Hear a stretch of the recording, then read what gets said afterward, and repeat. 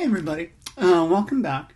So, in this last week, we're going to do an overview of gases and gas properties. And when I say gas, I'm talking about the phase of matter, gases. Okay. If you look at this simulator here on the screen, and you'll play with this a little bit over the next several lessons, there's a container, and it's filled with gas particles. The red and the blue things that you're seeing are gas particles, okay?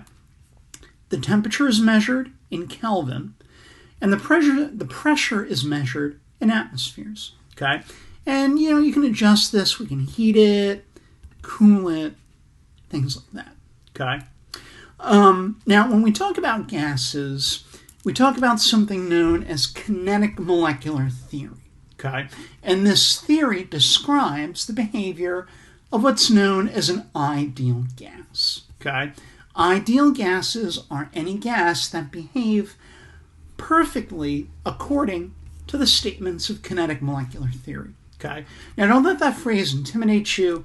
We're talking about molecules. It's a theory, meaning there's a lot of evidence behind it, and kinetic refers to kinetic or motion energy, okay? So what does kinetic molecular theory tell us about gases? The first point is this, and there are 6 postulates in kinetic molecular theory. Gases are made of little particles that behave like spherical hard objects that are constantly in random motion, okay? So if you look at the simulator for a moment, you should see that, okay? We have these little objects. They're moving around in a random pattern, constantly. There's no pattern to their motion, okay? So in any gas, the atoms or molecules are moving in this way. The second statement, the particles move in straight lines until they collide with each other or with the walls of their container, whatever it is they're contained in. So focus on this purple, this blue particle for a moment. And look at that, it's still moving in a straight line. Oh, it collided. So if you follow that particle, it moves in a straight line until it collides with something or until it collides with the side of the container, okay? With any gas, we believe that's how the particles behave. Third postulate, the particles of gas are much smaller than the distance between the particles, okay? In other words, most of the volume of a gas is empty space. And when I say empty, I mean devoid of any matter, okay? Again, if we look at the simulator, we have these particles, and between the particles you have black space, which is meant to represent space where there are no atoms or molecules, a vacuum, okay? So gases are mostly empty space. And you may know that gases can be compressed. So if I move the handle here, I compress the gas into a smaller space, okay? I can also expand the gas into a greater volume, okay? But gases are highly compressible because most of their volume is empty space, okay? All right, what else here? If it's an ideal gas, and there are exceptions to this postulate, but for the most part, gas particles are not attracted to themselves or their container, okay?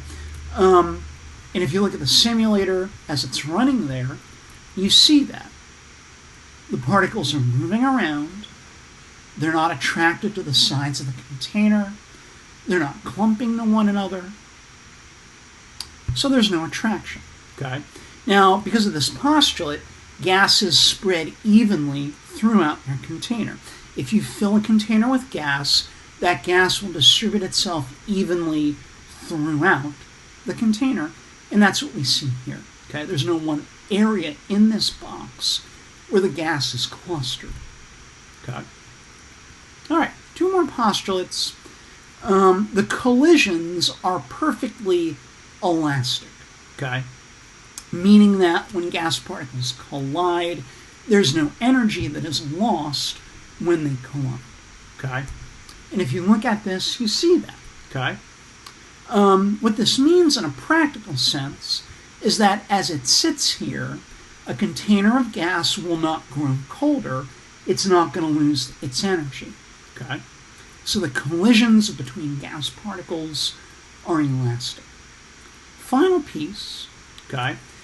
If you want to change the overall speed, the average kinetic energy of the gas particles, you must change the temperature. The average kinetic energy depends only on the temperature of the gas and nothing else, okay? So with this simulator right now, the average speed is constant. Sorry, let's go back to that one. The only thing that's going to speed them up or slow them down is changing the temperature. And let's do that here. I'm increasing the temperature. We're at over 1,000 Kelvin. In Celsius, that's almost 800 Celsius. Okay. And you can see the particles are going a lot faster than they were. Okay. Overall. I can cool them. Give it a moment here. And they're slowing down. That's right. As the gas particles get cooler, their average speed decreases. Okay? So temperature is the only thing that the kinetic energy of these particles depends on. Okay? If they're hotter, they go faster, and if they're cooler, they move more slowly. Okay? Now there's one more piece here that I want to discuss with you today, and that's the idea of gas pressure. Okay? Gas particles, because they're constantly moving, as you see here, generate pressure against their container. The thing about gases, there are a lot of different units we use to measure gas pressure. And the unit you use really depends on the field that you're working in. Okay? If you're doing automotive stuff, you're probably going to use PSI, pounds per square inch. If you're dealing with atmospheric science, you may deal with atmospheres. You might also deal with kilopascals, kPa, you can see here, or you may even deal with millimeters of mercury or inches of mercury. Okay? There are numerous ways to measure pressure. Okay? I'm going to go back to atmospheres here. So some things about pressure. Okay? What is pressure? It's the force against an object generated when it comes in contact with another object. Okay? So if you look at my hands here, as my one hand punches the other, it exerts pressure. Okay? Now gas particles do that when they collide with whatever container they're held within. Okay? That's pressure. And again, because gases can vary in volume and temperature, their pressure can also vary greatly. Okay?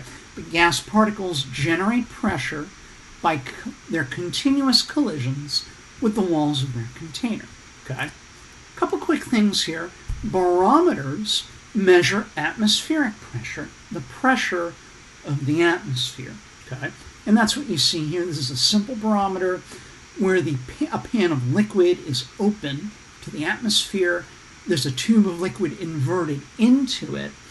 And where the cursor is here, the atmosphere pushes on that and then keeps this liquid raised in this tube, this cylinder.